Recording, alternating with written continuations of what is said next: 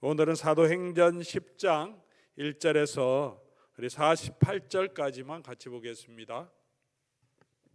사도행전 10장 1절에서 우리 48절까지 좀 본문이 길지만 고넬료를 하나님께서 구원하신 이야기를 우리 성경을 쭉 읽어가면서 함께 보며 통독해가며 은혜를 나눌 수 있기를 바랍니다.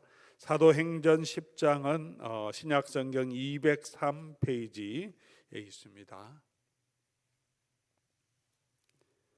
교독해서 우리 하나님 말씀 함께 읽어가겠습니다.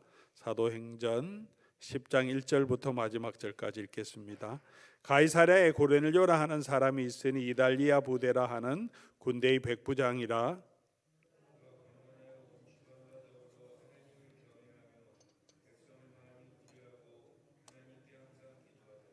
하루는 제9시쯤 되어 환상 중에 밝히 봄에 하나님의 사자가 들어와 이르되 고넬료야 하니,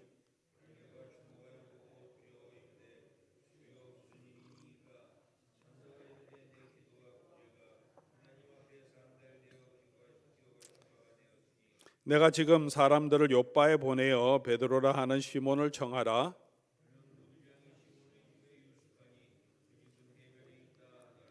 마침 말하던 천사가 떠나매 고넬료가 집안 하인 둘과 부하 가운데 경건한 사람 하나를 불러 이튿날 그들이 길을 가다가 그 성에 가까이 갔을 그때 베드로가 기도하려고 지붕에 올라가니 그 시각은 제6시더라.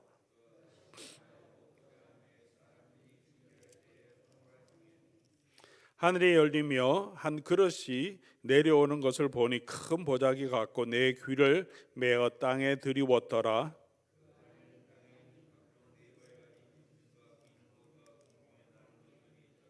또 소리가 있으되 베드로야 일어나 잡아 먹어라 하거늘.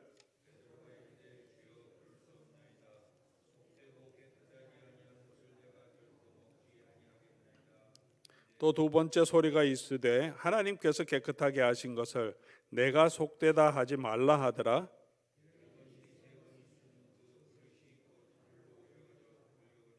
베드로가 본 바 환상이 무슨 뜻인지 속으로 의아해 하더니 마침 고넬료가 보낸 사람들이 시몬의 집을 찾아 문 밖에 서서 베드로가 그 환상에 대하여 생각할 때 성령께서 그에게 말씀하시되 두 사람이 너를 찾으니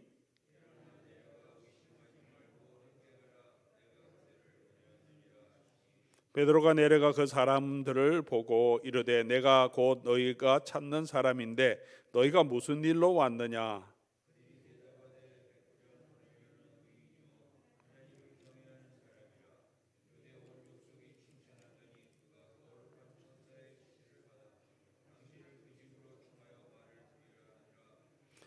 베드로가 불러들여 유숙하게 하니라.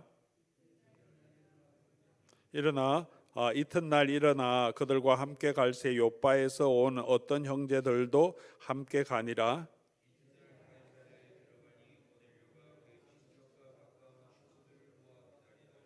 마침 베드로가 들어올 때에 고넬료가 맞아 발 앞에 엎드려 절하니 더불어 말하며 들어가 여러 사람이 모인 것을 보고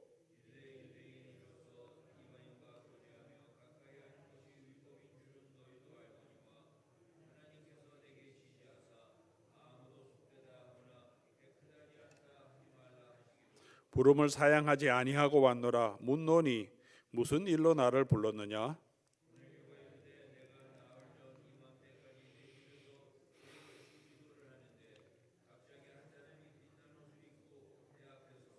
말하되 고넬료야 하나님이 내 기도를 들으시고 내 구제를 기억하셨으니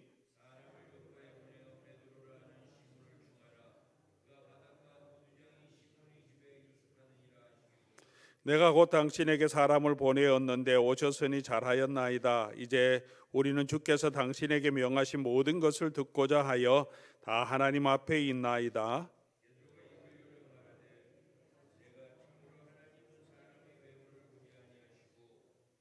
그 각 나라 중 하나님을 경외하며 의를 행하는 사람은 다 받으시는 줄 깨달았도다.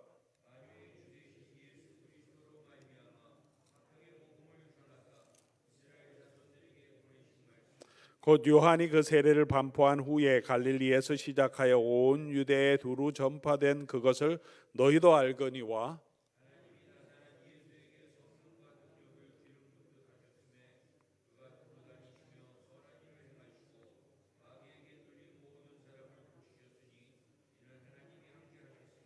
우리는 유대인의 땅과 예루살렘에서 그가 행하신 모든 일의 증인이라. 그를 그들이 나무에 달아 죽였으나 모든 백성에게 하신 것이 아니요 오직 미리 택하신 증인 곧 죽은 자 가운데서 부활하신 후 그를 모시고 음식을 먹은 우리에게 하신 것이라.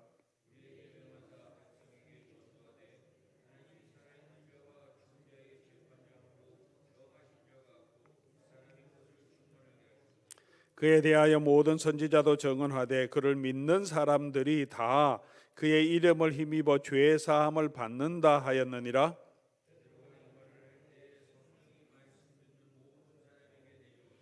베드로와 함께 온 할례 받은 신자들이 이방인들에게도 성령 부어 주심을 말미암아 논라니.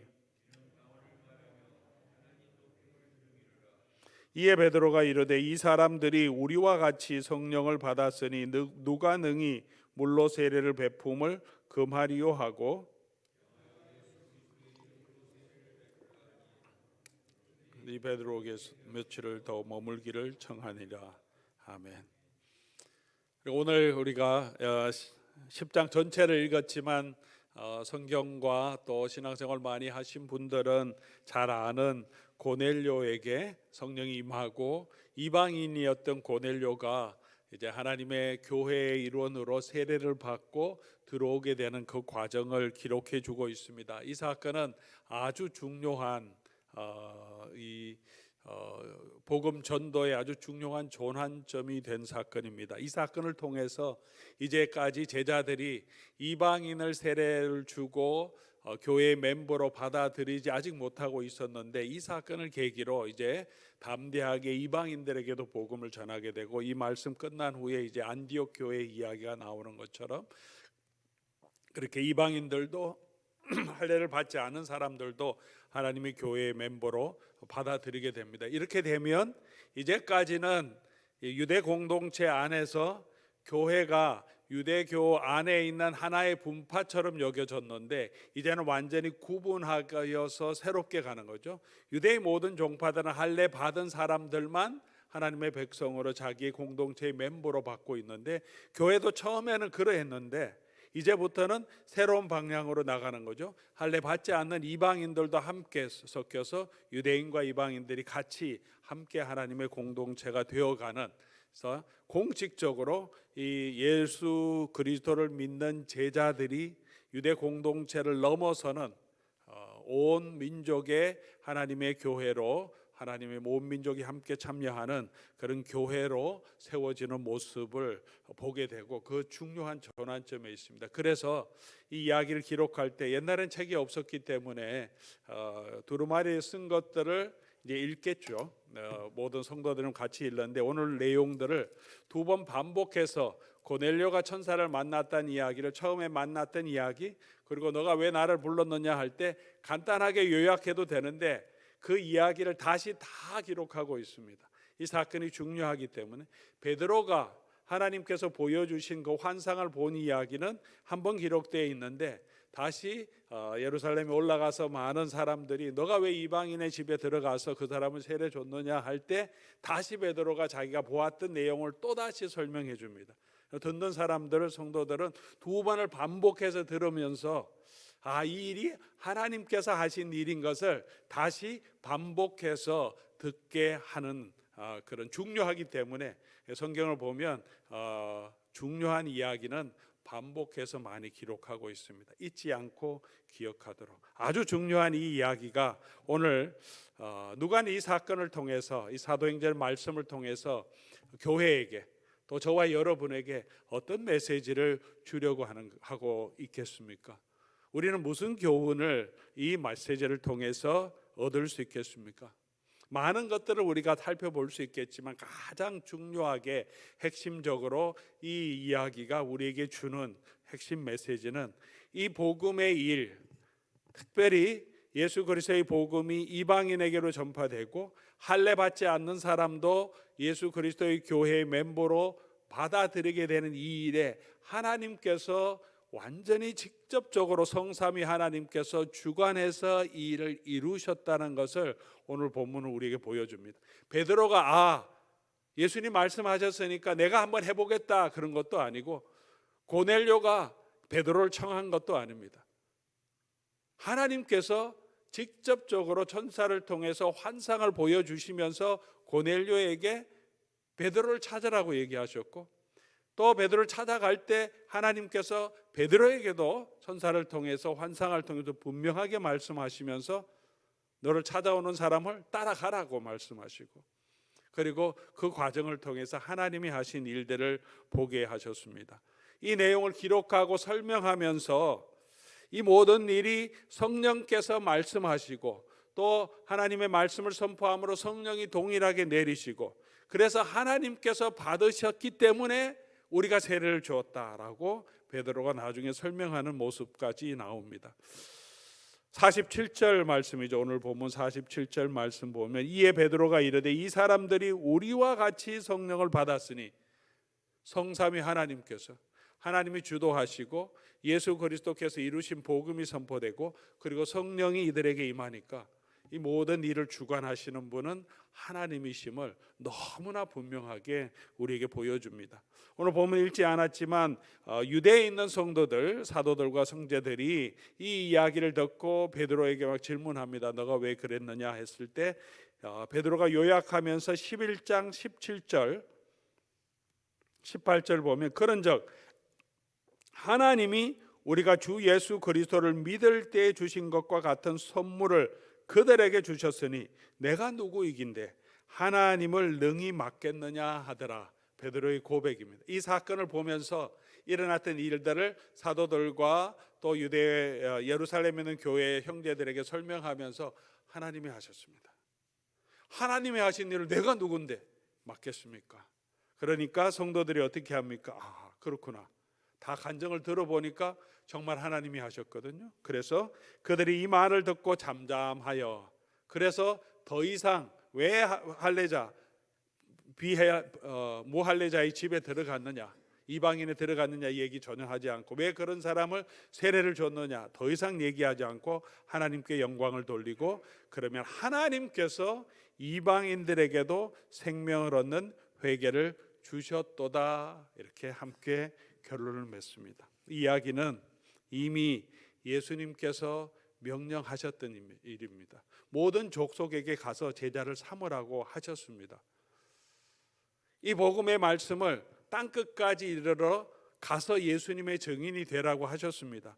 그런데 제자들이 그 말씀을 다 이해하고 담대하게 모든 족속에게 가서 복음을 전하는 데는 상당한 시간이 걸렸고, 또 그 일을 직접적으로 할 수 있도록 이끌어 가시는 분은 하나님이시고, 이해하는데도 또 그렇게 복음을 전해 가는데도 꽤 시간이 걸렸다는 것을 우리에게 보여줍니다. 지금도 이 복음의 역사는 하나님께서, 성삼위 하나님께서 계속해서 이 교회를 들어서, 이 땅에 있는 모든 교회를 들어서 복음의 역사를 이루어 가실 겁니다.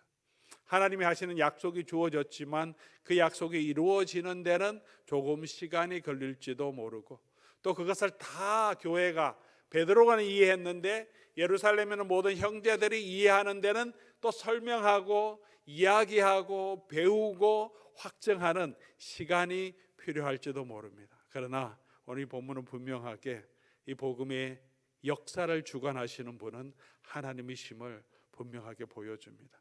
또한 그렇게 하나님께서 이방인을 불러서 교회의 멤버로 세워주신 이 교회가 유대인의 공동체가 아니라, 유대인 할례 받은 유대인이 아니라 더 이상 이제 예수 그리스도를 믿고 주의 성령을 받고 세례를 받은 그 사람들이 하나님이 인정하신 하나님의 교회고 하나님의 백성이고 참 이스라엘이고 아브라함의 참 자손임을 확증하는 거죠. 왜냐하면 이 일을 하나님께서 하셨고 하나님께서 예수님을 보내주셨고 또 하나님께서 나타나셔서 이렇게 하라고 하신 그 일로 인하여서 교회가 지금 그 기초 위에 세워져 갔기 때문에 그렇습니다. 오늘도 이 교회는 하나님께서 그렇게 복음을 통해서 예수 그리스도의 십자가의 은혜로 그렇게 우리를 불러주시고 또 모든 민족으로 저희가 한국 사람이지만 아브라함의 자손으로 아브라함의 언약의 자손이 되게 하신 것은 누가 하신 겁니까? 하나님께서 하신 것이고 약속하신 것이고 예수 그리스도 안에서 성취하신 것이고 성령을 보내주셔서 우리에게 적용시켜 주셔서 이 교회가 예수 그리스도의 복음 위에 또 하나님의 약속 위에 서게 하셨습니다. 이 교회가 그러니까 교회가 정말 하나님의 백성이고 참 이스라엘이고 우리가 참 할례자인 것을 우리가 확실하게 보여주는 사건입니다. 그것을 이 교회에게 확실하게 보여주어서 유대인들이 아니라 할례받은 유대인들이 하나님의 약속의 자녀 아브라함의 자녀가 아니라 이 교회를 하나님이 부르셨고 여러분들이 참 할례자이고 여러분들이 참 하나님의 백성임을 알라고 그렇게 설명해 주고 있는 것입니다. 오늘 이 교회가 저와 여러분이 이 하나님의 은혜 위에 있다는 것을 다시 한번 기억하면서 이 믿음 위에 굳건하게 설 수 있기를 바랍니다. 두 번째로 또 우리가 볼 수 있는 중요한 이 큰 흐름은 하나님이 하셨다는 거고 두 번째로 또 우리가 볼 수 있는 것은 그 하나님께서 사람을 외모로 취하지 않는다. 이게 아주 중요한 핵심이죠. 이 사건에 흐르는 가장 중요한 메시지입니다. 그전에 사람들 또 베드로까지 그랬습니다. 이방인 무할례자의 집에 들어가는 것을 꺼려하는 마음이 있었습니다. 그런 나눔이 있었습니다. 베드로가 그렇게 고넬료의 집에 들어갔다 나왔다는 소식을 듣고 이방 유대인들이 아니라 유대인들 중에 이미 예수를 믿는 공동체들이 형제들이 막 같이 난리를 칩니다. 어떻게 그럴 수 있느냐라고 그런 상황이었습니다. 그런데 이 모든 환상을 통하여서 보여주는 핵심 내용이 뭐냐 하면 28절 말씀이죠. 하나님께서 내게 지시하사 아무도 속되다 하거나 깨끗하지 않다 하지 말라 하시기로 하나님께서 보여주신 내용입니다. 34절 베드로가 입을 열어 말하되 내가 참으로 하나님은 사람을 외모로 보지 아니하시고 각 나라 중 하나님을 경외하며 의를 행하는 사람은 다 받으시는 줄을 깨달았노라. 45절 그렇게 하나님께서는 동일하게 할례 받은 사람과 그렇지 못한 사람들에게 동일하게 할례 받은 우리에게 주신 동일한 성령을 할례 받지 못한 사람에게도 주셨다는 거죠. 하나님이 다 깨끗하다고 인정하셨습니다. 11장 17절에도 베드로의 요약이 있죠. 좀 전에도 말씀드렸지만 하나님이 하시는 일에 내가 누구이긴데 그것을 능히 맡겠느냐라고 말합니다. 사랑하는 교우 여러분, 하나님께서 사람을 외모로 보고 취하지 아니하신다. 이 말이 어떤 의미겠습니까? 하나님이 이새의 아들 다윗을 만나니 내 마음에 합한 사람이라. 다윗의 신체를 보지 아니하시고 그가 말째이고 조그만 아직 소년이라는 것을 보지 않으시고 그 마음의 중심을 보셨다라고 말합니다. 하나님이 마음을 보셨다는 것은 어떤 의미겠습니까? 하나님이 다윗을 이토록 기뻐하셨던 이유는 무엇입니까? 다윗의 마음이 전심으로 하나님을 따랐기 때문입니다. 우리 열왕기서를 쭉 묵상했지만 다윗처럼 전심으로 하나님을 따랐다. 이게 이스라엘 왕, 남유다의 왕을 평가하는 척도였습니다. 다윗처럼 전심으로. 하나님께서 외모를 보시지 않고 마음을 보신다는 것은 우리가 아무렇게나 살아도 하나님은 다 받아주신다는 의미가 아닙니다. 하나님 외모로 보지 않으니까 누구든지 다 어떤 사람이든지 다 하나님 앞에 와도 된다, 그런 것이 아닙니다. 하나님이 마음을 보신다는 것은 오늘 본문 말씀에도 분명하게 말하죠. 35절에 누구든지 열방 중에서 하나님을 경외하며 의를 행하는 자들을 받으시는 하나님이시다. 그들의 할례 무할례, 육체적으로 할례를 받았느냐 무할례를 받았느냐, 그들의 신분이 어떠냐, 그들이 어떤 지위를 가지고 있느냐 이런 것들을 보지 않으시고 그들의 신체와 외모를 보지 않으시고 그들의 마음을 보신다는 것은 그런 모든 것 상관없이 그 마음이 하나님을 경외하느냐 그 마음을 보시고 그런 마음만 있으면 다 구원을 얻는다는 거죠. 어떤 민족이든지 다 구원을 얻게 하십니다. 예수님께서 세리와 죄인들을 창녀들의 친구가 되었다는 것은 예수님이 그런 죄를 아무것도 생각하지 않고 누구와 함께 다 오늘 교회는 모든 사람들에게 다 열려 있고 어떤 일을 하든지 다 교회에 다 올 수 있고 우리는 다 받아줘야 된다 그런 말이 아니죠. 예수님의 세리와 죄인의 친구가 되었다는 것은 왜 그들의 친구가 되어줬습니까? 그들의 죄를 상관없다 하신 것이 아니라 그 사람들이 자기는 죄인인 줄 알고 예수님 앞에 찾아 나와서 예수님을 통해서 하나님이 주시는 죄 용서함을 받기 위해서 그리고 예수 그리스도를 믿음으로 그 삶이 회개하고 새로운 삶을 살아가게 하시기 위해서 그런 마음으로 예수님께 나온 사람들과 함께 하시는 거죠. 또 그런 사람들을 찾으러 이 땅에 오신 것입니다. 자기 스스로 의롭다 하는 사람들, 건강하다고 하는 사람들에게는 의원이 있을 거고 자기가 죄인으로 알고 회개하는 사람들 이 복음을 듣고 그전에는 몰랐지만 예수님을 보고 예수님의 복음을 듣고 내가 죄인인 줄 알고 깨닫고 하나님 앞에 나오는 그 마음이 하나님을 그런 겸손한 마음 그것이 하나님을 경외하는 마음이죠. 그런 마음을 가진 사람들을 하나님께서는 그 마음을 보시고 구원해 주신다는 것입니다. 그러므로 누구든지 하나님 앞에 나아갈 수 있습니다. 우리 외모, 신분, 우리가 가지고 있는 재물과 상관없이 우리 민족과 인종과 성별에 상관없이 누구든지 하나님 앞으로 갈 수 있습니다. 하나님 우리의 마음을 보시기 때문에 동시에 누구나 다 구원 얻는 것은 아닙니다. 이런 마음으로 예수 그리스도를 영접하고 예수 그리스도 앞에서 회개하고 예수 그리스도를 영접하는 사람이 구원을 얻습니다. 이 복음은 누구에게든지 열린 복음이고 열린 구원의 메시지지만 결코 값싼 구원은 아닙니다. 사랑하는 교우 여러분, 오늘 저와 여러분 하나님 우리의 마음을 보시는 하나님 앞에서 오늘 우리의 마음은 무엇을 바라보고 있고 무엇을 의지하고 있습니까? 우리의 외모를 의지하고 있습니까? 우리가 행한 것들을 의지하고 있습니까? 우리의 지위를 직분을 의지하고 있습니까?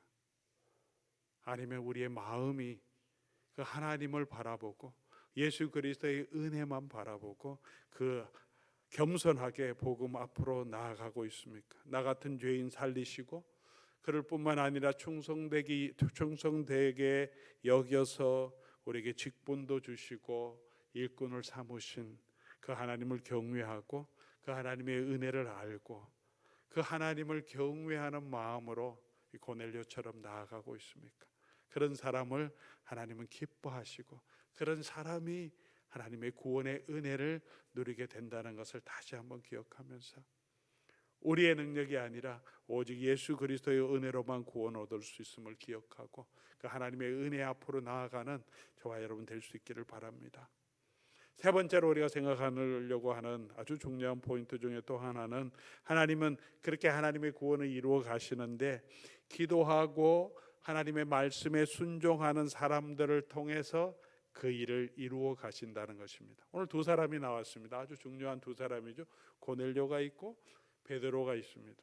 하나님의 구원의 역사를 이방인들에게 복음을 전해가는 이 복음의 전환점의 역사에서 이 두 사람을 들어 사용하시는데요. 이 두 사람이 어떤 사람인지 우리에게 보여줍니다. 고넬료가 어떤 사람이었습니까? 경건한 사람이었습니다. 그러나 그가 하나님의 환상을 보게 된 것은 언제 보게 되었습니까? 기도할 때 보았습니다. 고넬료가 어떤 사람이냐 할 때 다양한 설명이 있는데 그 맨 끝에 가서 2절 끝에 가서 보니까 항상 기도하더니 3절 제9시쯤 되어 환상을 보게 되었습니다. 그렇게 얘기하는데 제9시쯤에 고넬료가 뭘 했겠습니까? 3절에는 기도했다는 내용 없는데요. 베드로를 만나서 고넬료 너 왜 나를 불렀느냐 할 때 자기가 구시에 기도할 때라고 설명합니다. 분명히 기도할 때라고 말합니다. 하나님이 어떤 사람들을 들어서 하나님의 일을 위해 사용하시냐 하면 기도하는 사람들을 들어 사용하십니다. 베드로는 언제 하나님의 천사들을 통해서 환상을 보았습니까? 그는 제6시 기도 시간에 또 보았습니다. 6시는 가장 정오입니다. 9시는 정오에서 조금 지난 3시쯤 되고요. 새벽 기도로 하나님 앞에 나아갈 수도 있습니다. 그러나 기도의 시간이 새벽만 있는 것은 아니죠. 정오 때든 오후 시간이든 저녁 시간이든 언제든지 하나님 앞에서 기도하는 사람들을 하나님이 그 사람들을 붙들어 사용하시고 일하신다는 것입니다. 오늘 이 교회를 이끌어 가시는 것도, 이 교회가 이렇게 서 있는 것도 기도하는 분들이 계시기 때문에 그렇습니다. 자기가 잘났다고 앞에서 일하는 사람들이 아니라 묵묵하게 새벽 기도에 나와서 기도하시는 분들도 계시고, 새벽 기도에 나오지 못하지만 각자 가정에서 또 교회를 위해서 자기가 정한 시간에 엎드려 기도하는 분들이 계시기 때문에 오늘 이 교회도 서가고 오늘도 우리가 이 복음의 사역을 감당하며 갈 수 있을 것입니다. 아무도 기도하지 않는다면 그때는 이 교회는 영적인 황폐함을 누리게 될 것입니다. 오늘 이 시대에도 하나님이 어떤 사람을 사용하시냐, 똑똑한 사람이 아니고 기도하는 사람을 사용하실 겁니다. 베드로가 그렇게 똑똑한 사람이 아니었지만 하나님은 그로 하여금 기도하게 하시고 기도하는 베드로를 오늘 사용하십니다. 기도하는 사람뿐만이 아니라 이들은 하나님의 말씀을 들을 때 즉각적으로 순종하는 사람이었습니다. 고넬료가 천사가 떠남에 고넬료가 집안 하인 둘과 7절 8절 부하 가운데 경건한 사람 하나를 불러서 어떻게 합니까? 요뼈로 보냅니다. 천사가 떠나니까 바로 순종합니다. 이게 무슨 일인가 해서 사람들 불러서 그 의미를 확인하고 점검해 보는 것이 아니라 천사 말이 끝나자마자 떠나자 바로 하인을 불러서 베드로 불러오라 그렇게 말합니다. 베드로에게도 하나님께서 나타나셔 성령께서 나타나서 말씀하십니다. 19절 20절 성령께서 베드로에게 이르시되 두려워하지 말고 가라. 이 사람들이 찾아왔을 때 성령께서 말씀하시니까 23절에 보면 베드로가 그들과 함께 갈새. 그 저녁은 이미 저녁이 되었기 때문에 쉬게 하고 다음날 하루 종일 걸어가야 되니까 자기 하고 23절 그들과 함께 가라고 하니까 바로 갑니다. 고넬료가 이방인 것을 압니다. 유대인의 율법이 금하는 것도 알고 있습니다. 그럼에도 불구하고 베드로는 하나님께서 보내서 가라고 했기 때문에 내가 이것이 불법이고 문제가 될 것을 알지만 내가 찾아왔습니다 라고 고넬료에게 말합니다. 문제가 될 것을 알았지만 베드로는 하나님의 말씀에 순종해서 가게 됩니다. 그렇게 순종하는 사람을 통해서 하나님의 일을 행하십니다. 또 이 사람들은 어떤 사람이냐 하면 예수 그리스도의 복음을 듣기 위해서 준비하고 있었고 듣는 사람이었고 예수 그리스도의 복음을 선포하는 사람이었습니다. 33절 보면 이제 우리는 주께서 당신에게 명하신 모든 것을 듣고자 하여 다 하나님 앞에 모였습니다. 베드로가 어떤 일을 할지 모르지만 부르고 자기 친척 가족 다 모아서 다 앉아서 말씀을 들을 준비를 하고 있어요. 그 말씀을 들을 때 성령이 고넬료에게 임했습니다. 그리고 베드로는 어떻게 합니까? 36절부터 만유의 주 대신 예수 그리스도로 말미암아 화평의 복음을 전하기 시작합니다. 38절에도 나사렛 예수를 전하고 39절에도 예수님이 이 모든 일의 증인이시고 그러면서 예수님의 죽음과 부활의 의미를 설명하시고 그리고 이 예수 그리스도를 믿음으로 말미암아 구원을 얻는 복음을 선포하십니다. 43절이죠. 그에 대하여 증언하고 그의 이름을 힘입어 죄사함을 전합니다. 복음을 들을 준비를 하고 있었고 듣는 그 사람을 통해서 복음의 증인이 되는 사람을 통해서 하나님이 하나님의 일을 해가신 것을 보게 됩니다. 지금도 하나님이 하나님의 구원을 이루어 가시는데 하나님의 백성들을 사용해서 일하시는데 기도하는 사람을 사용하시고 그리고 말씀에 즉각적으로 순종하는 그 순종을 통해서 하나님의 일을 하시고, 그리고 예수 그리스도의 복음을 듣고 예수 그리스도의 복음을 전하는 그 복음 안에 있는 사람을 통해서 하나님의 일을 하신 것을 보여주십니다. 우리 고넬료가 성령의 충만함을 받고 세례를 받고 하나님의 자녀가 되게 하신 이 놀라운 사건을 보면서 오늘 이 교회가 그 연장성 위에서, 우리가 유대인들은 아니지만 하나님의 복음의 수요자로, 새 이스라엘로, 아브라함의 자녀로 하나님께서 우리를 세우시고 일하고 계시다는 것을 다시 한번 기억하면 좋겠습니다. 그리고 하나님께서는 이 모든 일을 하나님을 섬기는 자들을 통해서, 기도하는 사람을 통해서, 순종하는 사람을 통해서, 그리고 예수 그리스도의 복음을 듣고 믿고 또 전하는 그 일을 통해서 하나님의 놀라운 일을 이루어 가심을 다시 한번 기억하면서, 저와 여러분들도 그 하나님을 의지하고 이 복음 위에서 기도하는 사람으로, 말씀대로 순종함으로 오늘 이 시대에 또 하나님 앞에 쓰임 받는 귀한 일꾼들 될 수 있기를 주의 이름으로 간절히 소원합니다. 저와 여러분의 기도를 통해서 우리 교회가 복음의 역사로 더 힘있게 세워지는 교회가 될 수 있도록, 그렇게 충성스럽게 정말 하나님의 일꾼으로 우리가 사용받는 그런 귀한 일꾼들 될 수 있기를 간절히 소원합니다.